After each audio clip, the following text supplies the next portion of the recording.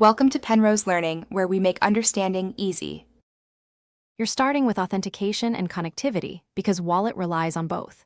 First, open Settings and confirm you're signed into the correct Apple ID. This avoids account mismatch. Next, make sure two-factor authentication is active so cards sync securely.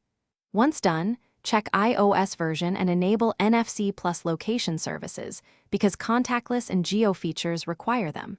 These steps prevent sync failures and protect payments, so don't skip them. They lay the groundwork for re-adding cards and restoring passes. You'll now repair the actual wallet contents. Start by removing the card or pass that won't work, then restart the device to clear transient errors. Once rebooted, go to Wallet, tap Add Card, and either scan the card with the camera or input details manually. Scanning speeds setup, but manual works when cameras misread.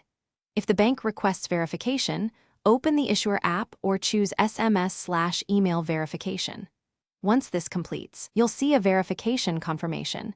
That's when your card is ready for contactless use. Finish by validating Wallet in real conditions. Make a small contactless purchase or scan the pass at a reader to confirm functionality. If you still encounter sync or activation errors, reset network settings to refresh Wi-Fi, cellular, and Bluetooth. This often fixes stubborn connectivity issues. Once reset, re-verify the card in Wallet.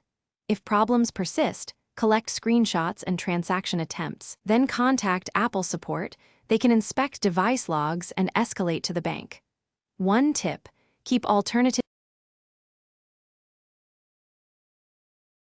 Thanks for watching. If this was helpful, leave a like and consider subscribing. See you next time.